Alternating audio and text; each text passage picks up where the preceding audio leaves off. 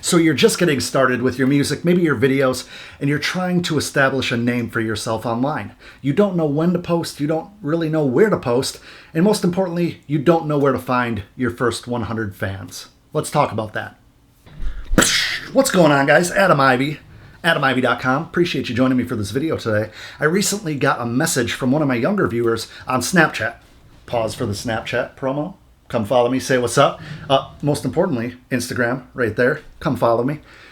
And they wanted to know where to find their first 100 supporters, their fans, the community, right? Doesn't matter how you phrase it.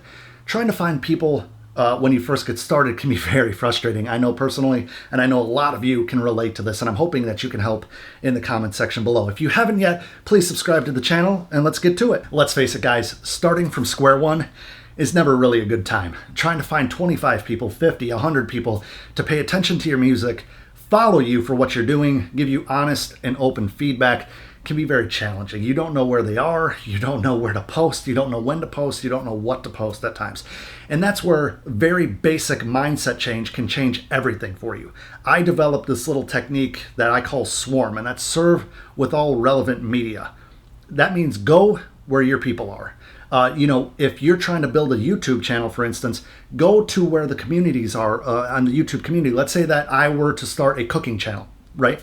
I would find cooking groups on Facebook. I would find cooking forums. I would, reach out to people that have little cooking channels. I'm not talking big cooking channels. We've talked about that in other videos. You got to start small, 1 step or 2 steps from where you currently are. And I'd reach out, collab with people. That's a great way to build a following because other people that are familiar with A could discover you. If you're B, you could work together and create a little following amongst yourselves and build friendships and relationships. And I talk about that a lot because I feel it's very important, building relationships and networking, right? Let's say that you're a musician. Let's say that you're a recording artist, a producer. Let's talk about music for a minute because that's where the question originally was from, was music-based. If I were to start today, I'm not Adam Ivy, I'm, whatever my name would be. I would start by posting my music to YouTube. I'd post my music to SoundCloud. And I would find, if I was a country artist, if I was a hip hop artist, I would find other groups, like-minded people to share my music with. But most importantly, I would contribute to what they're doing. Everybody wants to hang out with somebody that makes them feel good, right? You never really want to hang out with somebody who's bugging you, hitting you up for money all the time, complaining about life. Nobody wants to hang out with that clown. They want to hang out with people that make them feel inspired. They want to hang out with people that make them feel good about what they're doing. And you need to be that for someone. And you need to be that for 100 people maybe, if you want to get that, the ball rolling a little bit faster. I firmly believe that you can create a group of 100 fans within 30 to 60 days if you're very focused. Now, what you need to do is be consistent with your posts. You need to reach out to people in your space and, compliment them on the music, ask them about themselves, ask them about where maybe the motivation or the inspiration for their work came from, and just deep dive into what inspired them because you need to be what you are looking to find. No different than a relationship. I know I have a lot of parallels when it comes to relationships and friendships and stuff because it's the same. If someone comes to me and asks me about, Adam, I heard this beat and it's really, really badass. It kind of has a dark tone to it. What helped you decide what sounds or whatever? I'm just giving you a basic example. It doesn't even have to be that deep. It can just be like, yo, I heard that beat. It's crazy. I hope my skills are to that level at some point. Keep doing what you're doing. Because and this has happened many times in my career, in my, whatever you want to call it, my presence online. A lot of people who started with just hit me up for whatever have become close friends or have become people that I know and I interact with on a daily basis or a regular basis, and I've helped in whatever way I could because they provided some type of value or some type of quality conversation to myself. So find where the attention is. Find where your people are. If you're into polka music, the last thing you need to be doing is scouring hip-hop music groups on Facebook and doing all that kind of crap. It's like you need to find where your people are. If I'm into woodworking, same deal. I'd find forums, I'd find groups, I'd find people on Twitter, I'd search hashtags on Instagram, I'd search hashtags on Twitter. They're very powerful tools out there to do so. This is what you have to do to build your first 100. Honestly, guys, this is what you have to do to build your first 5,000 people. It's the same thing on a slightly larger scale. It's the snowball effect. Once you start putting out quality content and people see that you interact with people, I might get 50 comments underneath this video. Am I going to be able to respond one by one to all of you? Maybe not. I try my best. Go to my other videos. See, I interact, especially in the first hour of a post.